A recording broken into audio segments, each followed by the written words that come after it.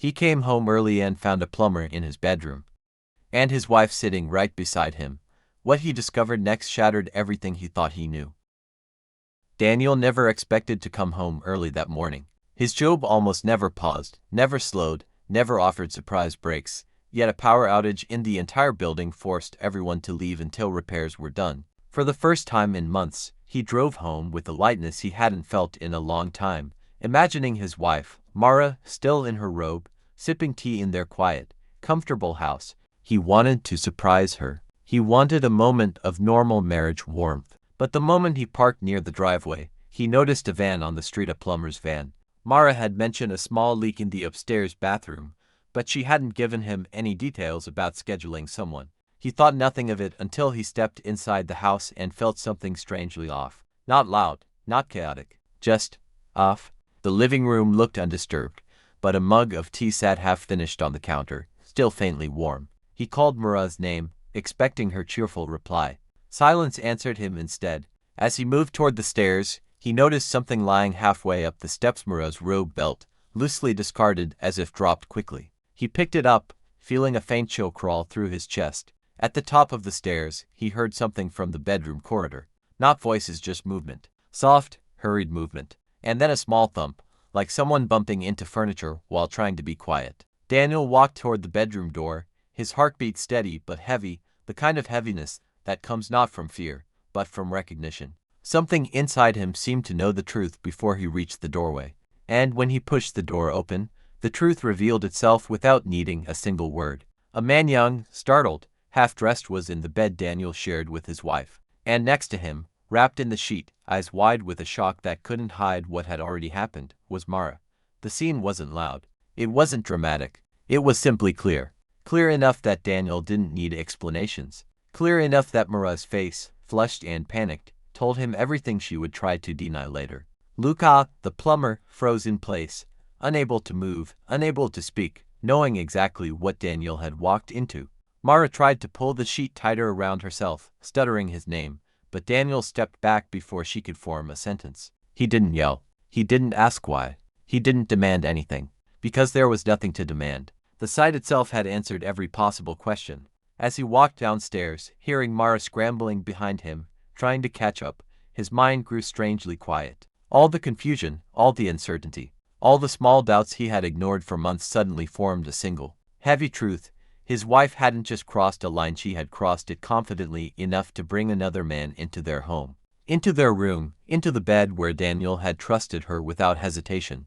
Mara reached the bottom of the stairs just as he opened the front door, her voice shaking as she begged him to wait, but Daniel stepped outside anyway. The sun was bright, the world looked normal, and yet everything inside him had shifted. This wasn't the end. This was the moment the end began. Daniel didn't walk far, just down the driveway, far enough to breathe air that didn't feel stolen from a moment he was never meant to see.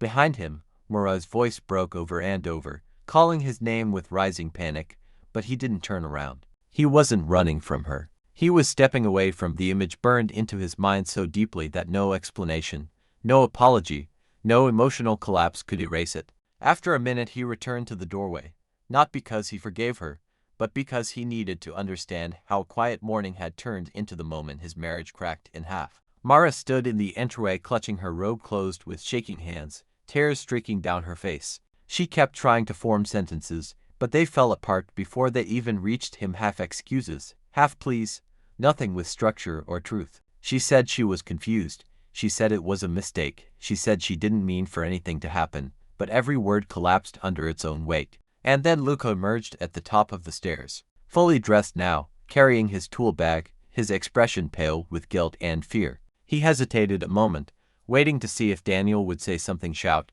confront, rage, but Daniel merely stepped aside, letting the young man walk past. Luca mumbled an apology, voice trembling so badly the words barely formed. He hurried out of the house, avoiding eye contact, knowing he had crossed a line he never should have approached. Watching him flee was the moment that deepened the emotional shift inside Daniel.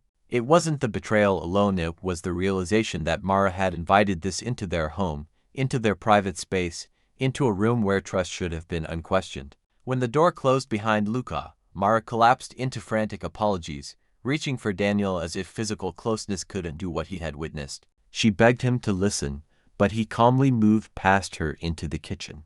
The house felt different now, smaller, heavier, full of shadows where sunlight should have been. Mara followed him, her voice cracking as she insisted it just happened, that she lost control. But Daniel asked her the only question that mattered: how long has this been going on? Mara froze.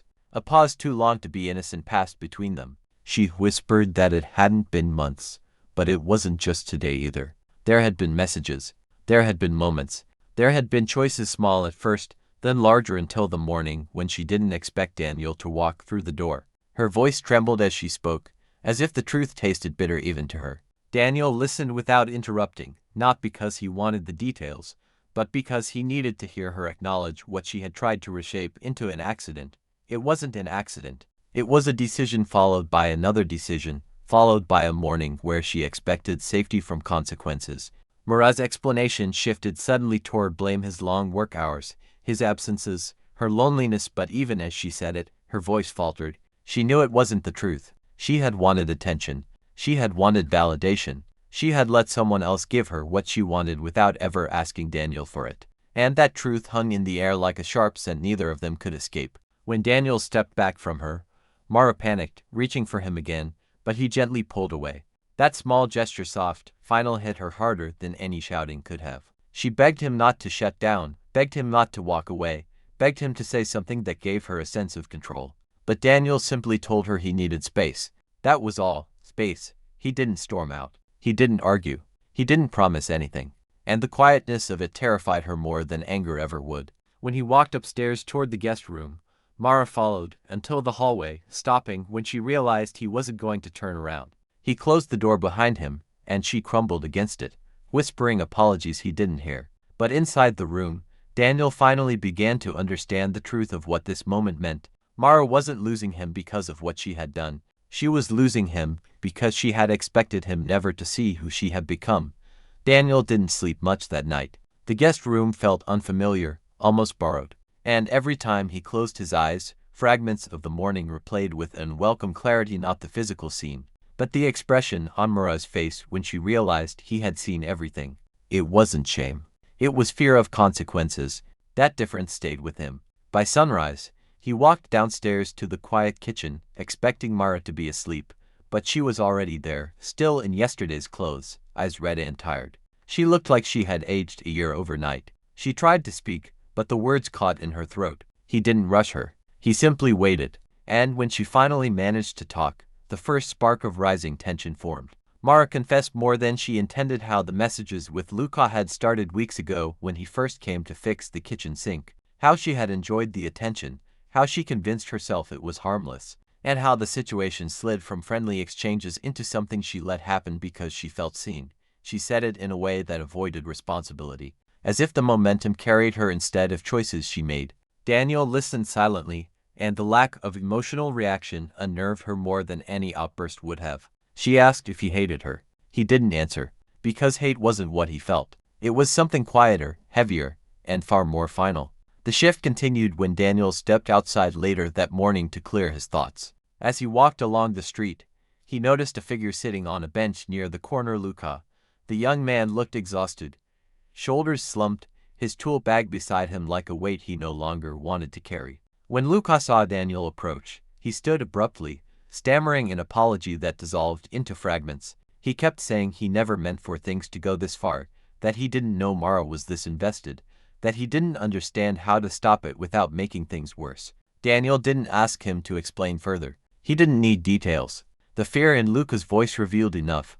This wasn't a passionate romance. It was something Mara pulled him into, something he didn't know how to exit gracefully. When Daniel returned home, Mara was waiting, anxiety stamped across her face. She asked where he had gone, but her question wasn't about concern, it was about fear that he had left permanently. The emotional tension deepened when she tried to rewrite the story again, insisting she had been lonely, that she felt unappreciated, that Luca had been a distraction she didn't intend to take seriously. But Daniel could see the contradictions in every sentence. If it wasn't serious, why bring him into the bedroom? Why drop her robe belt on the stairs? Why panic like someone who had lost control of something she thought she could manage? When Daniel didn't respond to her attempts to justify herself, Mara's composure cracked. She followed him from room to room, asking if he would forgive her, if he planned to leave, if he still loved her, but he didn't give her the reassurance she craved. And that frightened her more than the discovery itself. That night, long after the house fell quiet, Daniel stepped out of the guest room to get a glass of water and found Mara sitting in the dark living room, staring at her phone with trembling hands. The screen glowed with a list of unanswered messages she had sent to Luca long, emotional, frantic. Each message revealed a part of the truth she hadn't told Daniel. She wasn't simply regretful for hurting her marriage. She was unraveling because the person she risked everything for wasn't answering her calls. Watching her stare at that silent phone, Daniel understood something crucial about the nature of her breakdown.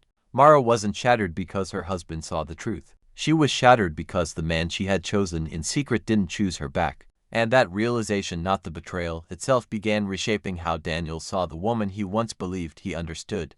Mara barely held herself together the next morning. Whatever fragile mask she had worn the day before had fallen completely, leaving her pacing from room to room like someone searching for a version of herself she no longer recognized. Every few minutes she checked her phone, hoping for a message from Luca, flinching each time the screen stayed dark. Daniel watched her from a distance, not out of cruelty but because he finally understood that anything he said now would be twisted into whatever narrative she needed to calm her panic. When he moved through the house quietly, her eyes followed him as if she feared he might disappear at any second. She kept repeating that they needed to talk, that she couldn't handle him being silent, that the uncertainty was too much, but Daniel knew that rushing into a conversation in this state would only drag both of them deeper into chaos. Still, she hovered, desperate for any sign he was still hers to influence. The emotional tension rose sharply when Mara suddenly broke, slamming her phone onto the counter with a choked breath. She said she was losing her mind,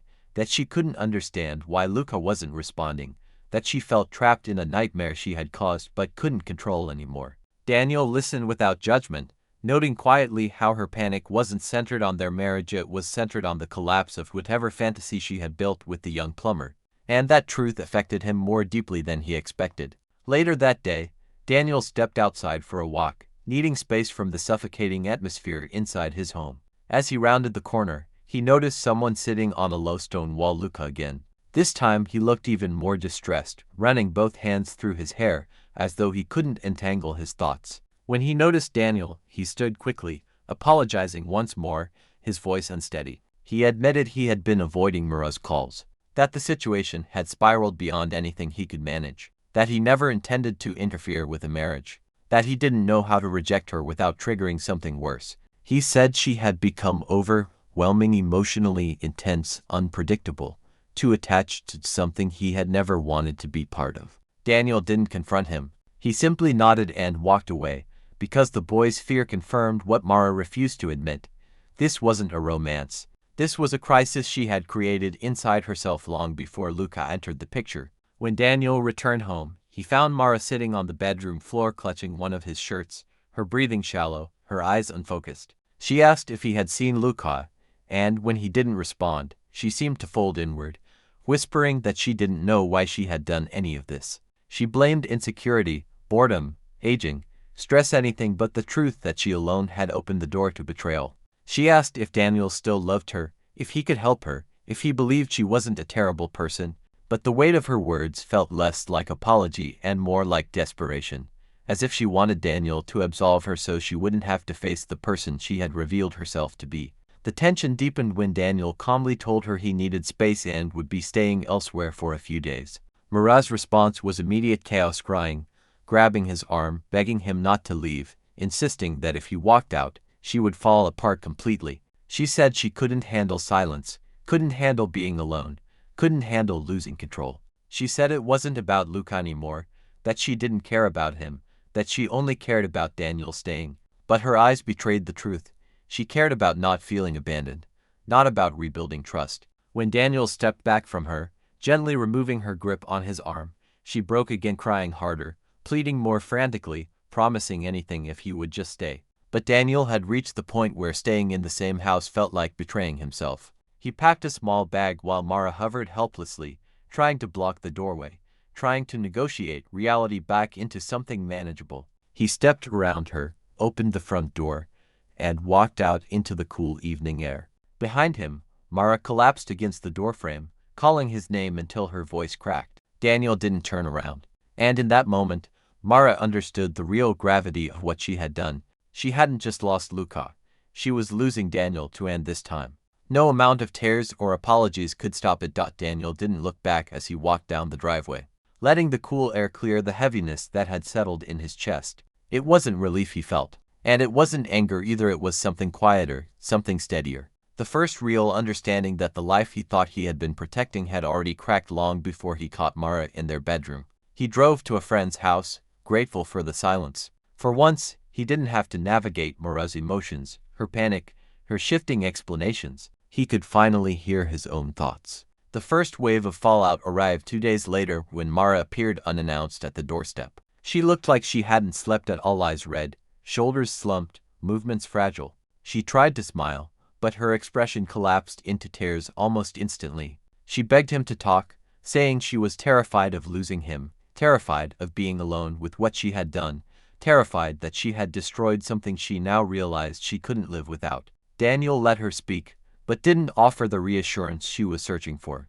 Her apology was emotional, but her eyes revealed something deeper. She wasn't asking for forgiveness because she understood the damage. She was begging because she didn't want to face herself. The tension sharpened when she admitted she had been calling Luca repeatedly, that he wouldn't answer, that she didn't know how to handle being ignored. She said it quickly, accidentally, realizing too late how much the confession revealed. Daniel understood then that her panic wasn't centered on rebuilding their marriage. It was centered on losing control of the narrative she had been trying to hold together. The emotional shift hit its peak when Daniel returned home later that week to gather more clothes. He found Mara in their bedroom, sitting on the floor surrounded by old photos of them, trips, celebrations, quiet mornings scattered around her like fragments of a life she finally recognized as real only now that it was slipping from her hands. She looked up at him with an expression that was part remorse, part fear, part disbelief that actions she once convinced herself were harmless had led to this moment. She whispered that she didn't understand who she had become or why she had chased something so meaningless. She said she felt empty, lost, ashamed, but the desperation in her voice came from another place entirely. She wasn't mourning the marriage. She was mourning the identity she had shattered, the version of herself who believed she would never face consequences. Daniel listened with quiet focus. When she asked if there was still hope, still a chance, still a path back, he finally told her the truth with a calmness that made her tears fall harder. He was filing for divorce, not because he wanted to punish her, not because he refused to see effort, but because something in him had shifted permanently the moment he saw her with someone else in their bed. She tried to argue, to promise change, to swear that she would rebuild herself if he stayed, but Daniel saw through the panic. She wasn't asking him to stay out of love, she was asking him to stay so she wouldn't have to face the consequences alone. The final twist unfolded when Daniel packed his last bag and Mara whispered that Luca had never meant anything to her, that she hadn't loved him, that she had been confused, that she had made a mistake. Daniel paused at the doorway, looked back at her, and spoke the truth she had avoided from the moment everything fell apart. She didn't lose him because she loved someone else. She lost him because she didn't value what she already had enough to protect it, and she didn't value herself enough to stay loyal to the life they built. Mara broke at those words, collapsing into the realization she could no longer escape. Daniel walked out of the house for the last time, not as a man running from pain, but as a man choosing clarity over chaos. Mara remained behind in a home filled with memories she once took for granted, now overshadowed by the consequences she believed she would never face. And in that silence, she finally understood that some losses aren't sudden. Some losses begin the moment a person stops appreciating what they thought they'd never lose.